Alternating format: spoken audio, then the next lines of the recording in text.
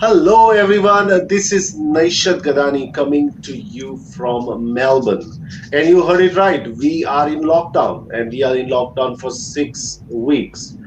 It is just surprising that I was in lockdown in India 2.5 and then in quarantine, and then back to home for 4 weeks, and again in lockdown. I don't know, what do I tell 2020? I can't even find a name, but obviously there will be, people out there who are making a great name. But 2020 is like a blip, complete like a blip. My kids love it because for them they get to watch more Netflix and Prime Video. And I was talking to somebody and I said by the end of 6 weeks I might be ready to go and walk into a shrink and say, help me fix myself. But that's nonetheless. Please stay safe. My messages. I know it will be inconvenient for a lot of us, but at the for the goodwill of the community, public safety, stay safe and stay at home. So yes, we appear on your LinkedIn screen for last 4 months, and I haven't lost a hair in last 4 months at all. I'm still, as handsome as I started 4 months back. But today we are going to talk about a very, very important topic that we all struggle with. And I was looking at some quotes from celebrities because I thought celebrities would never struggle with imposter syndrome, right?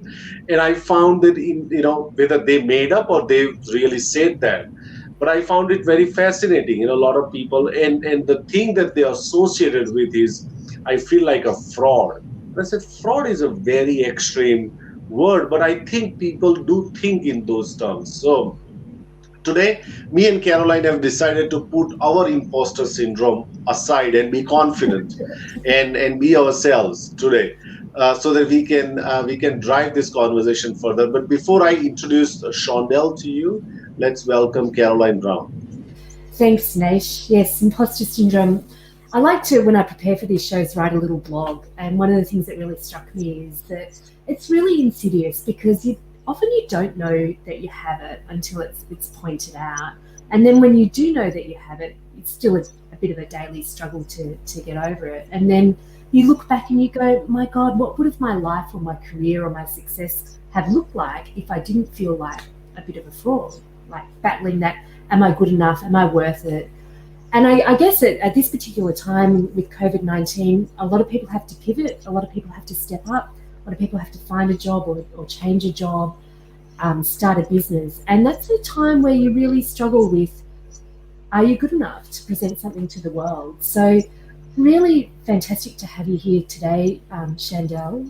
Welcome to our career care package. Why, thank you for having me. It's wonderful to be here. So I guess a great place to start would be to tell people about the work that you do and how you came to be doing what you're doing with Life Puzzles. Yeah, thank you. Look, I have a great privilege of being able to serve in this space, really. And what I often joke about is that I'm an expert in helping people fire their itty bitty shitty committee. That's the group of people. I love that word. And they tell you why. Sorry, say again. I was just going to say, before this, I was listening to a podcast that you did with Renee Hasseldine, and I saw that itty bitty kitty committee. I'm like, I love it, but I hate it. So sorry, I interrupted. Keep going. No, that's all right. No worries. So, I mean, for those that are not familiar, the itty bitty shitty committee is the group of people that sit on your shoulder and tell you why you can't have what you want, why you'll never make it, while, there are things that are out of your reach. And it often becomes, a belief system that people tend to buy into, and they feel compelled to, not do things that they would otherwise put themselves out there for. And so my journey into this field, I'm actually a master trainer of neuro-linguistic neurolinguistic programming, which is art and science on how people make decisions, why they do their behaviours the way that they do, and how we use the language of our mind to create our results in life. And so my journey into this field was a really interesting one. I was working in corporate. I was a high-performing business developer, and I managed sales teams, and I had my own imposter syndrome, if you like. And so despite the fact that I had amazing results, I was on a six-figure salary in my early 20s, managing people, sometimes double my age. No matter what I did, no matter what I achieved, it was always about what I hadn't achieved. And I found myself beating myself up to the point where my mental health took a real hit. And at one point in time, I actually had a plan around leaving this place. And thank God for the fear of failure on that, because I find myself here today talking to you about some of the strategies that I used to overcome that. So thank you for having me here. It's wonderful to be here. Yeah, no, it's a pleasure, and it's a terrible thing, and I think a lot of people really suffer from the feeling of not being good enough. And on one hand, it drives you to succeed or achieve, but on the other hand, it never feels quite real, or it gets in the way of a lot of things. So, from an imposter syndrome perspective, what do you define that as, or what do you see that as?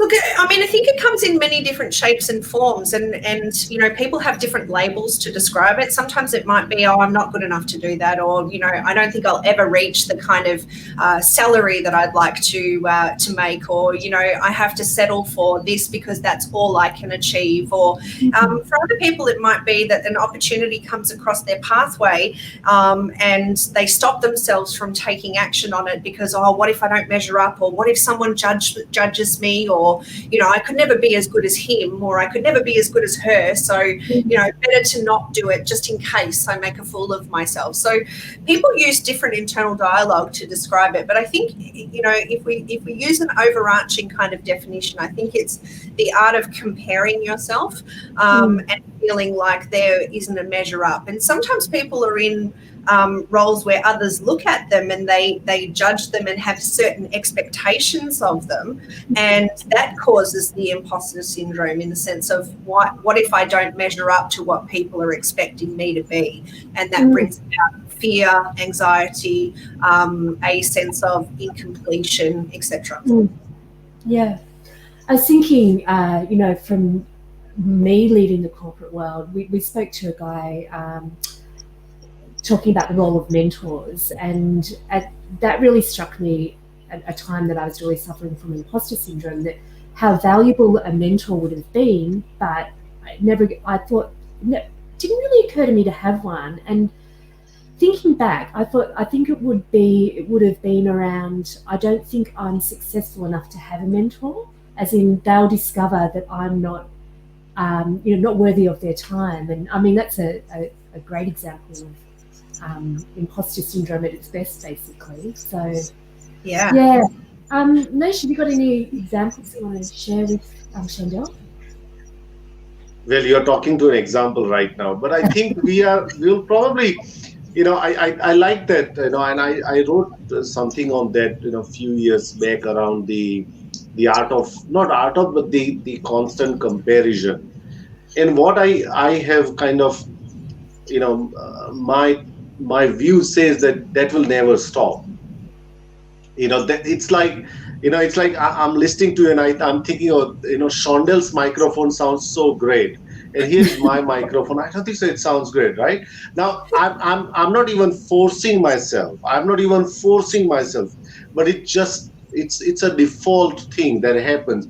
But sometimes I catch myself, and most of the time I don't. I think the thing around you know, this you know, comparison, and also leading into the imposter syndrome, is the awareness, how much aware I am and what triggers me to really think about those things. But you know, on the same line, then, you know, we'll come to a question around that. If I then see somebody doing the work that I feel I can do it, but then I also complain about that. You know, I said, oh, you know what, I could have done that. I can do probably much better than that guy.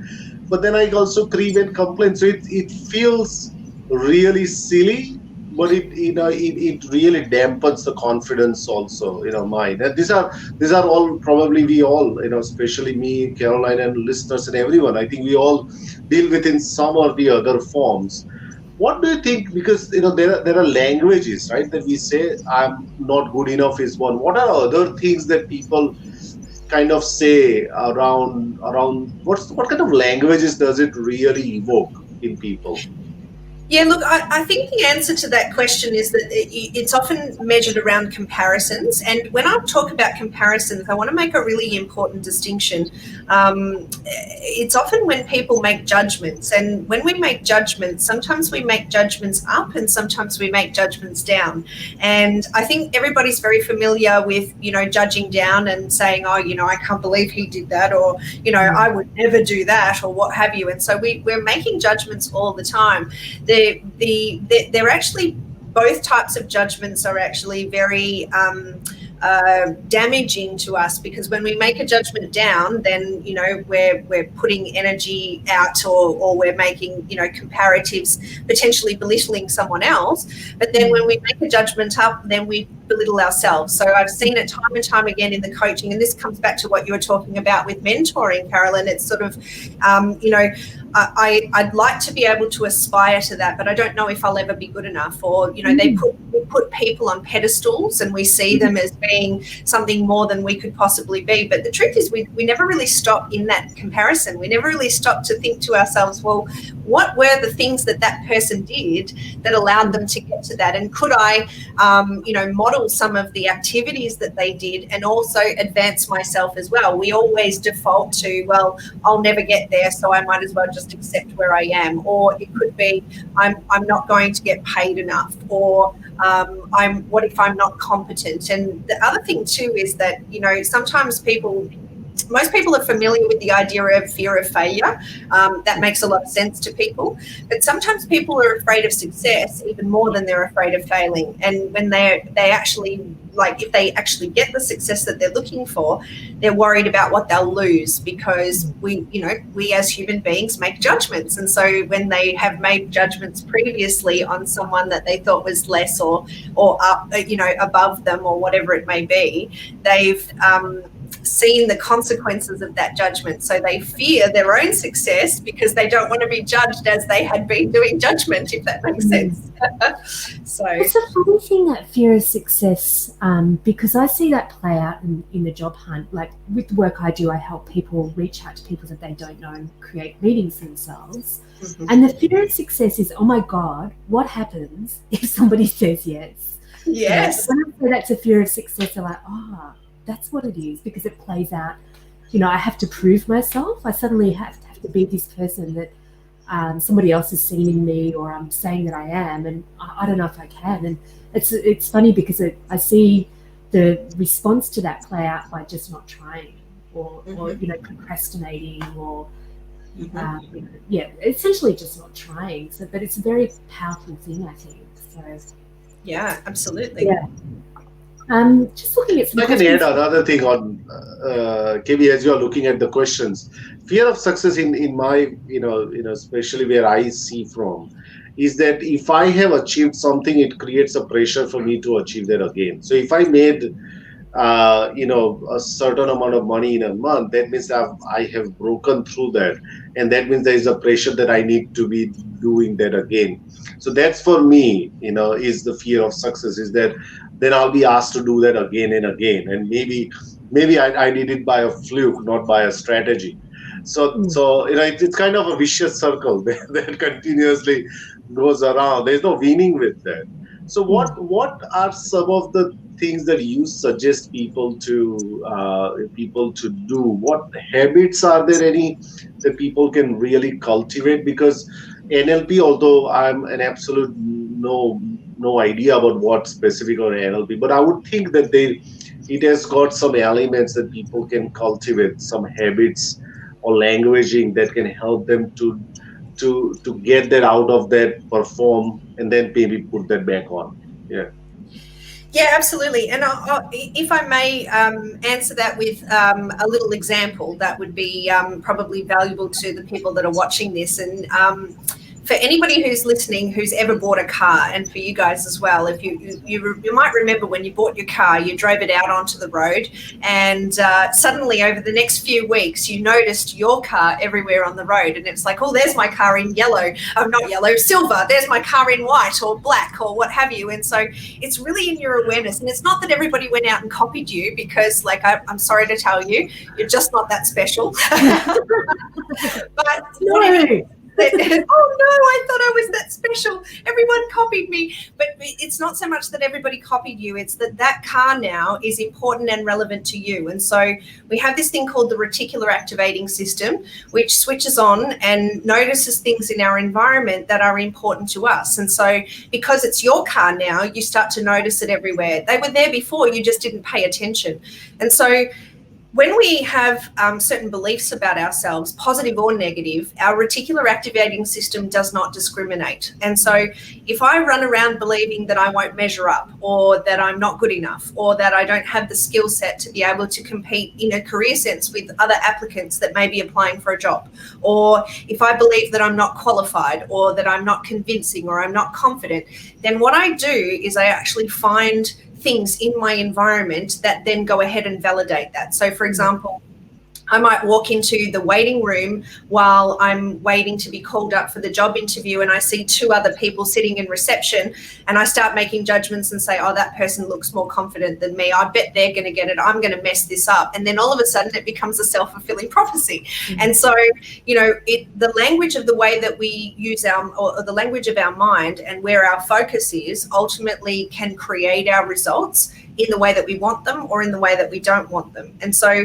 I suppose it seems very simple in answer to your question, Nishad. It is that what we want to do is we want to be able to define, well, what is it that I really want, and what would I really need to believe about myself in order for me to be successful in that, and then hold that in our focus, which then allows us to look for opportunities and to see the opportunities to do that, as opposed to thinking about what could go wrong.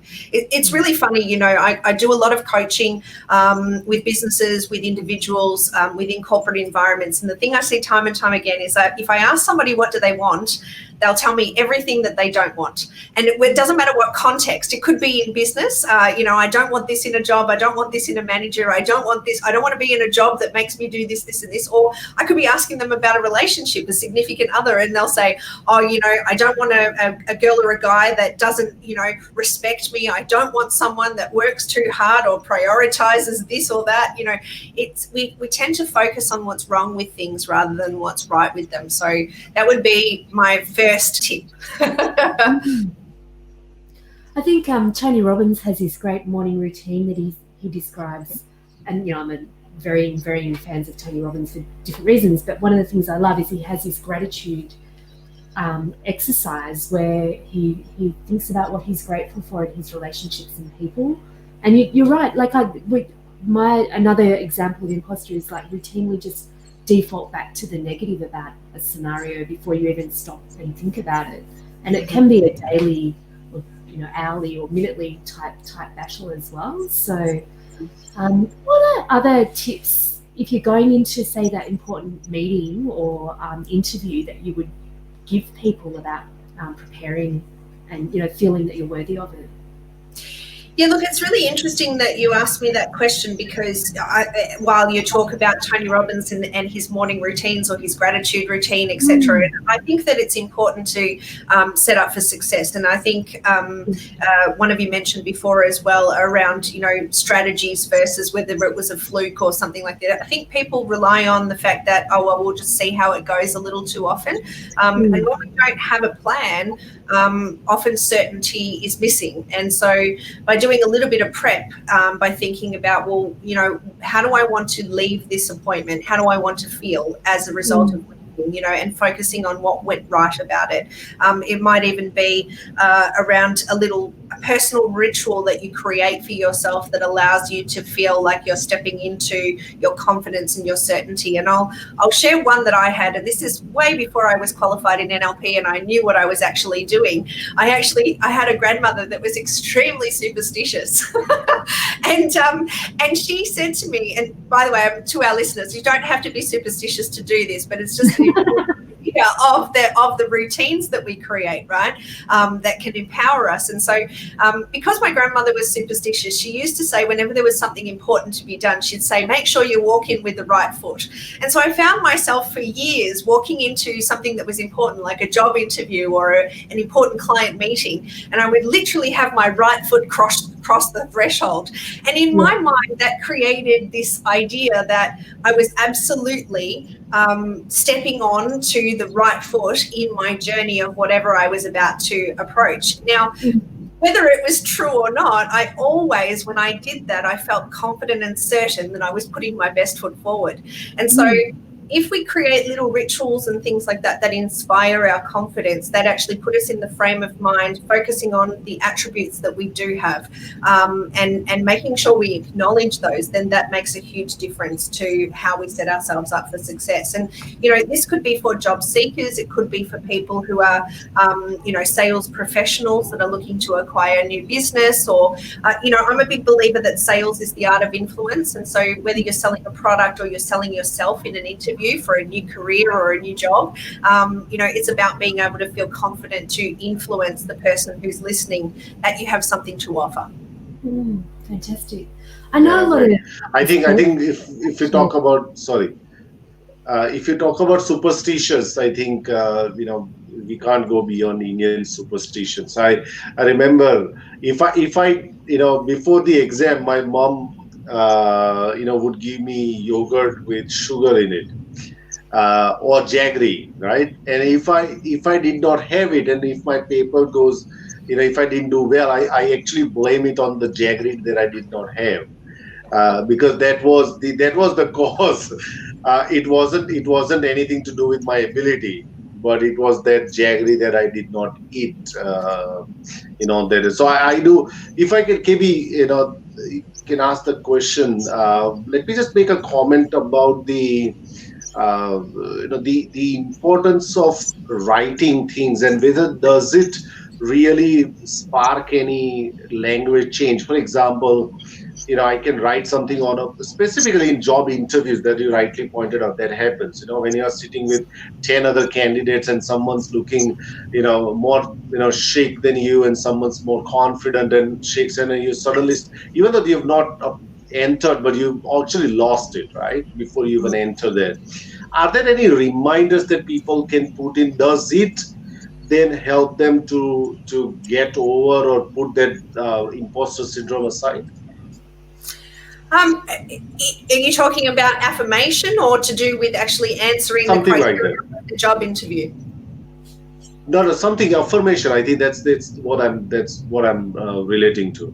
Yeah, absolutely. Look, I think that affirmations and mantras and things like that are wonderful for keeping your mind on track. So if you've got itty bitty shitty committee sitting on your shoulder telling you, oh my gosh, I'm going to mess it up, it's not going to go well, what's going to happen, then you're more than likely to actualize some of those fears. And it makes your voice croaky or shaky, or, things like getting into the state of confidence. Like, people generally have a way that they stand, a way that they talk, a way that they smile when they're feeling confident. And if our listeners are game, and it's safe to do so, you could put your chin in your chest and crunch up your body like this, and then say, oh my God, I'm so happy, I just won the lottery.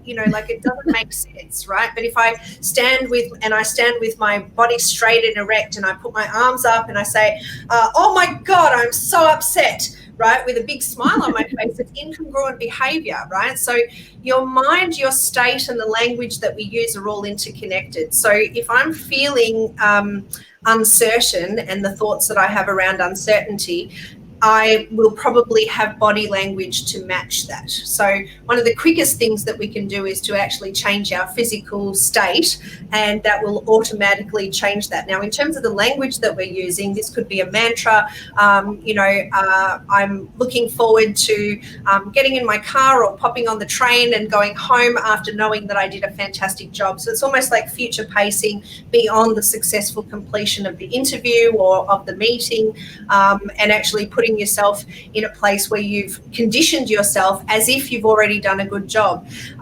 There's a couple of other things with relation to the language that I just want to highlight.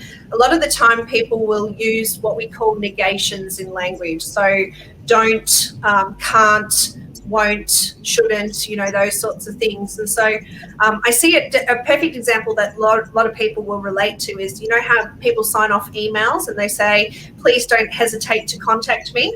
What we're really saying is, please hesitate to contact me, because our subconscious mind doesn't actually understand negations. It doesn't hear them. So if I say, don't think of a blue tree, don't think of a blue tree, don't think of a blue tree, then you're probably thinking of a blue tree. Or if you're a bit of a mismatcher and you're like, I don't want Shondell to be right, then you may have thought of a blue tree and then said, oh no, I'm going to make it purple or green or whatever it may be, right? The point is that when you try and not focus on something, you end up focusing on it anyway. So it's better to say, rather than please don't hesitate to contact me, you say it the way you want it. So you'll say, please feel free to contact me if you have questions. Or instead of saying, I don't want to mess up this interview, say something along the lines of, I'm totally going to put my best foot forward for this interview.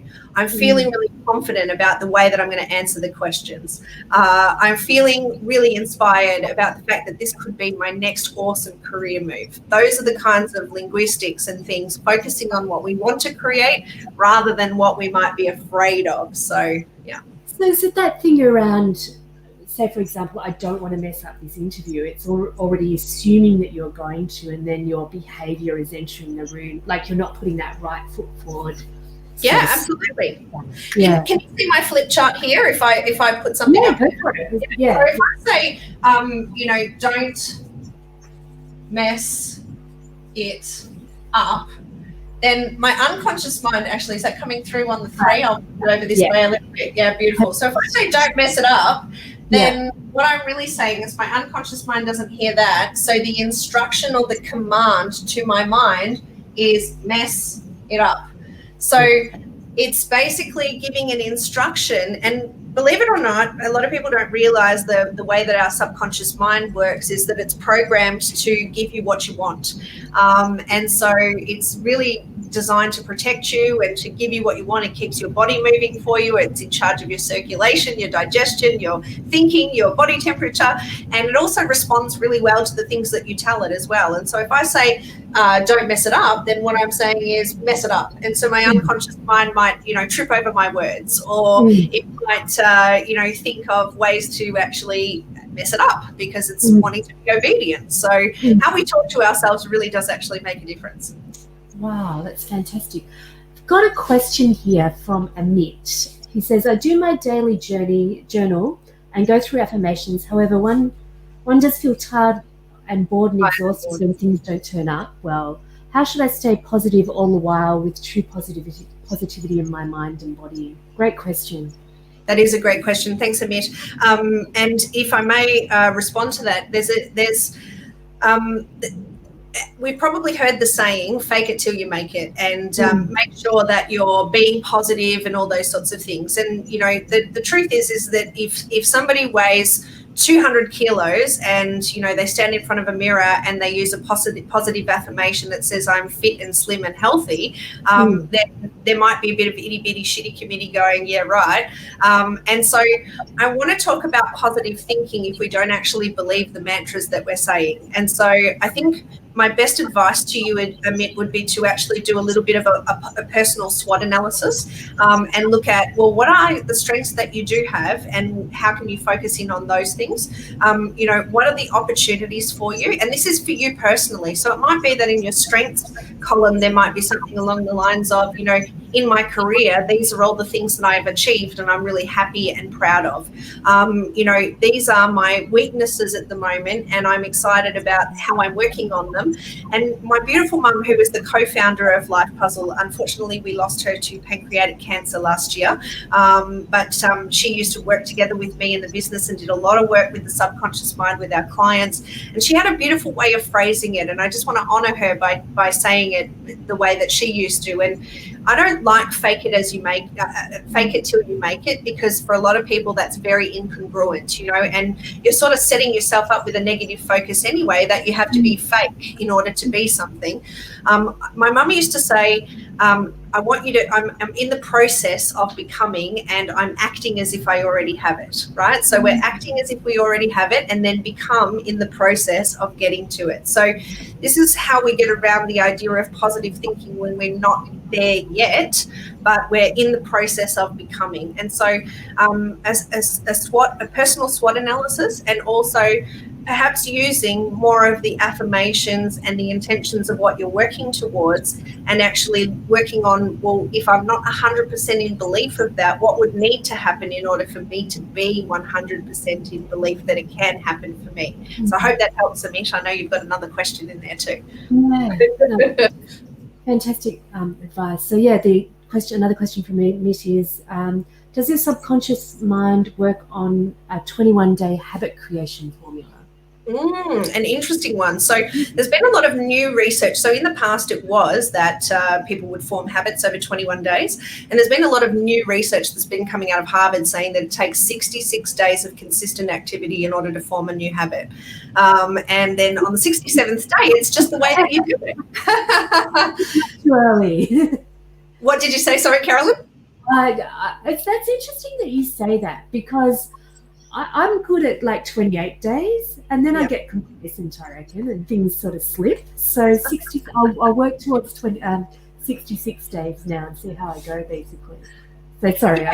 No, that's okay, but it speaks to the point that you made before, or that you both made before, about procrastination and holding ourselves back. Because often what will happen is people will try something for a week or 2 weeks, and they use their willpower in order to make that change. But then, unfortunately, something might get in the way, or maybe they have a setback, or the negative emotions start to play up. The itty bitty shitty committee turns up, and then what happens is they fall off the bandwagon, and then the pain gets great again, so they start back on the plan. But it's broken habits, and what they're saying is that 66 days of consistent activity will then make it so that it then is just the way that you do it, rather than a habit as such.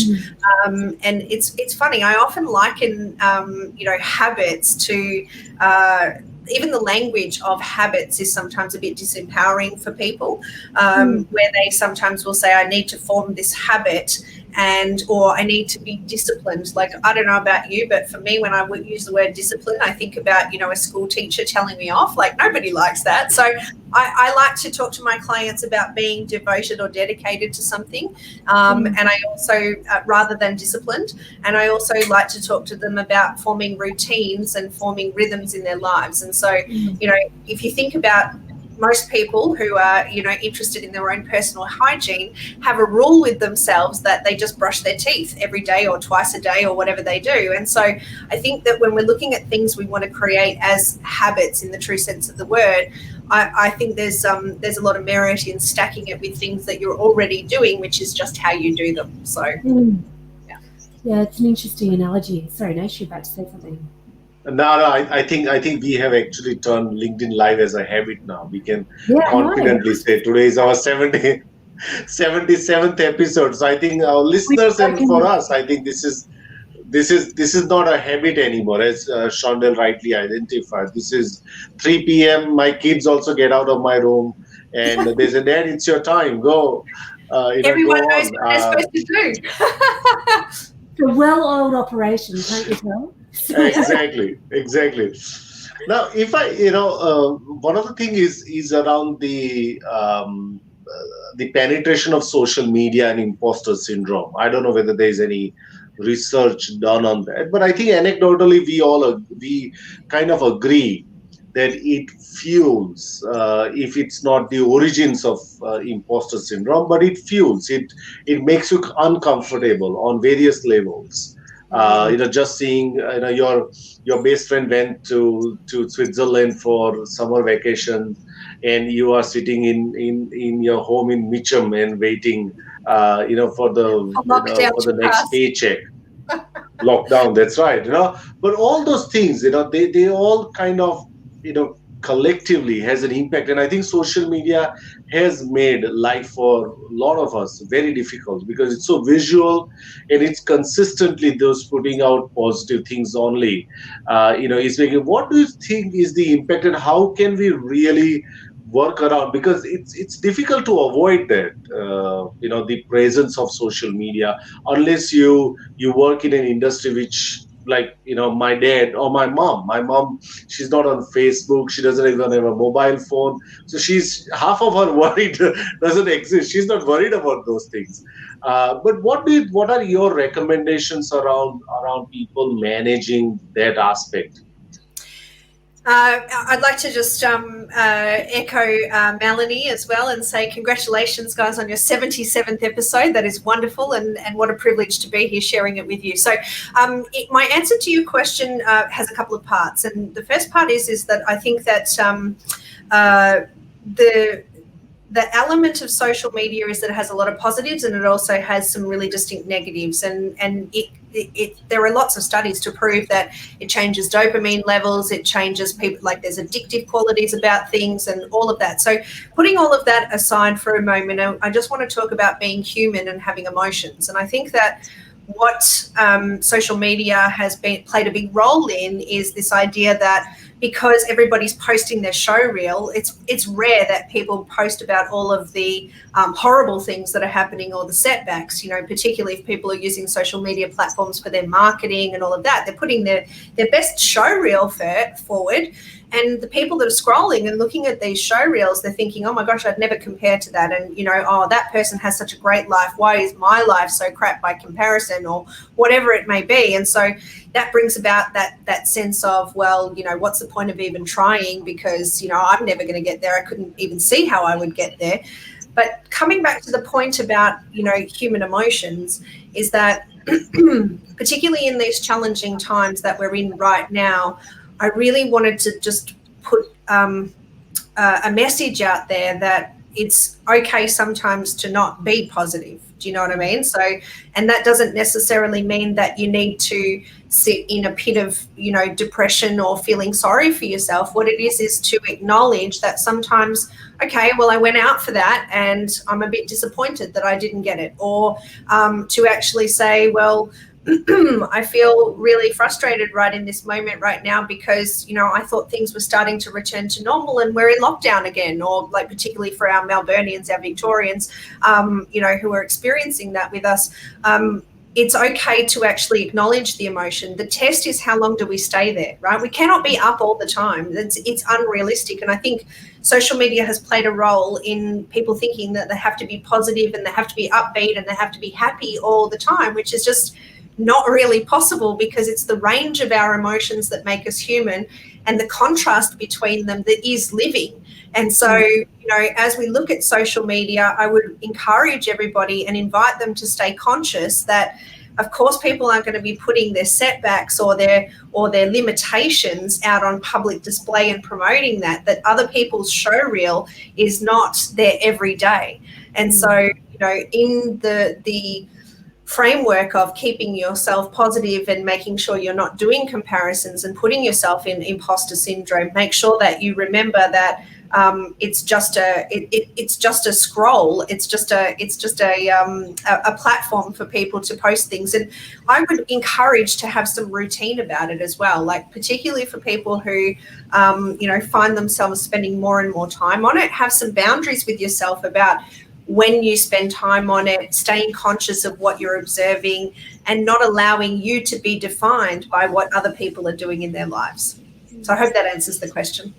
Yeah, I wanted to make a comment on that too, because I feel like it is that reflection of what other people want you to see. But I think a lot of people are lonely too. Do you know what I mean? So you're getting that faux social from looking at Facebook and, the odd comment and things like that. But I think a lot of the time, when and we don't speak about the loneliness in our society, people are looking for that kind of reassurance from social media, or just looking at what other people are doing instead of, reaching out and picking up the phone and stuff like that. And Also, the distance is addictive as well. So you can have your platform with your rant or your amazing life, but never engage in a real life scenario where you can put yourself in a vulnerable position. And I think now, I know for myself, I've shut down my Facebook account for a while because I want to have some real conversations with people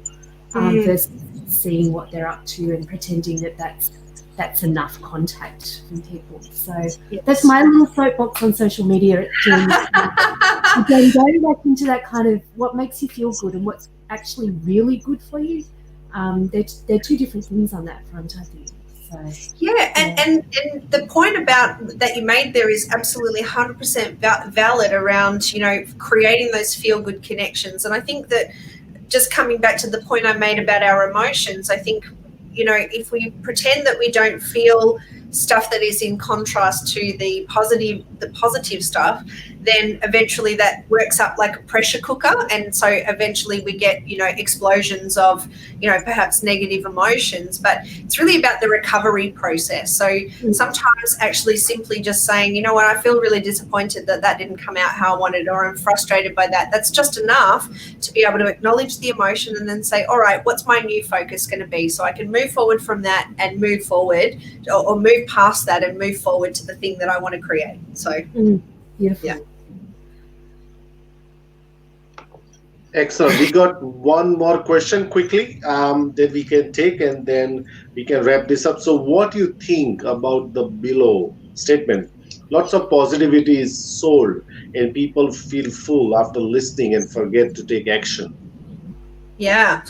Look, I think that action is really important, and we talked a little bit about goals before and how do we set ourselves up for success and what are our rhythms and things like that. And I often say it goes dream, goal, plan, action. So a lot of people have aspirations and they have, you know, big dreams, and then they have absolutely no idea how to bring those dreams down into their reality, or what steps should I take today to work towards that particular dream. Or some people find themselves at the other end of the spectrum where they're busy taking lots of actions, but it's not necessarily the right actions to put them on the pathway that they want to get to their dream. And so I think that action is a really important part of that. And along with focusing on the language of your mind, and are you focusing on what you want to create, and are you saying it the way you want it, as in, like, you know, I'm going to do a great job of this, as opposed to don't mess it up, you know, things like that. Then working out, well, you know, what is my pathway and where I'm working towards, and making sure that you're doing at least one specific action every day. And whether that's what Carolyn was saying, is instead of being on social media and sending emails, pick up the phone and have a chat with somebody. Talk to somebody that you admire who's already in your field, or ask for a recommendation for somebody who's working in the field you want to get into, and say, could you give me 15 minutes of your time that I can interview you about what you like about the industry? What are the pitfalls? What's been your experience? Can you give me any advice? That kind of action is going to get you much more clarity and also motion than, say, if you just go to an inspirational seminar and then you walk away and go, hey, that was really great, I love what that person had to say, and now I'll get back to my social media scrolling. So it's really important to put action in practice, for sure. Absolutely. So we're getting close to 45 minutes. So the question we wanted to ask that we put to you at the start, Chandel, is, we had a beautiful speaker on yesterday, Victor Purton from the Optimism Institute, Nish, or Center for Optimism. Optimism.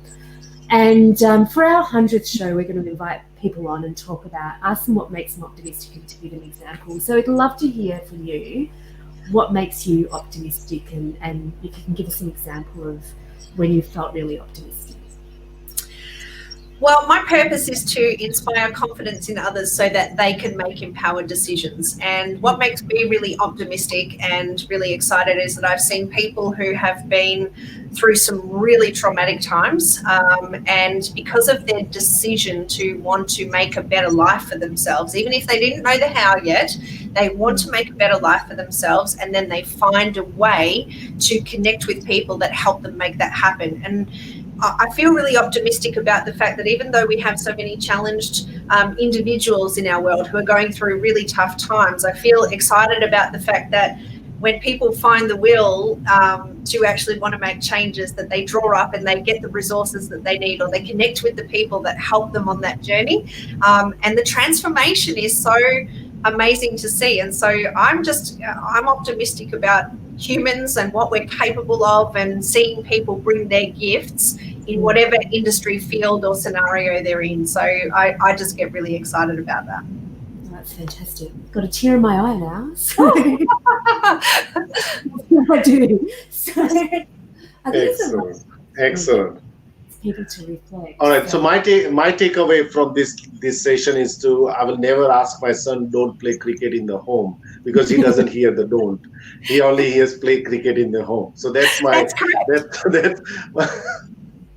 that's my sort of one takeaway. But look, Shondell, you've been absolutely sensational, and very graceful, and very generous in sharing those things, because I'm pretty sure that in these tough times, this is what job seekers need, or professionals who are going through some real difficult times needs, is a bit of upliftment and a bit of hope and a bit of optimism. And that's what Shondell has given. Shondell, again, thank you very much, and more power to the work that you are doing. Thank you so much. Thank you both for having me on. And bye to everyone who's been watching along. Bye, everyone. We'll see you tomorrow. We've got 2 shows tomorrow, haven't we, Nash? What's today? It's Thursday. I'm going mad. That's right. So today is Thursday. Tomorrow we are having 2 shows. One would be at 9 a.m. Yeah, you heard it right. 9 a.m. Melbourne time. And tomorrow we are going to do a show on having a difficult conversation. So we are going to talk about. We're not talking about having difficult conversation with your partner, because I don't think so we can train you, or no training can help you, probably. But it's more about, in employment and, in the context of career, how do you really have difficult conversations? So for that, we are roping in an expert from United States, Jason Alba. You should check his work out. He's the founder of Jiba Jobber. A really, really great job search system. But he's done a lot of work around this, the difficult conversation part. So we'll be seeing you tomorrow, 9 a.m. Melbourne time, and then again 3 p.m. Melbourne time for our weekly question answer session, where you can ask us any questions under the sun, which includes how to make your cat Instagram superstar as well. So until we see you tomorrow, have a safe, everyone. Stay safe, stay indoors, everyone, and see you later, everyone. Bye.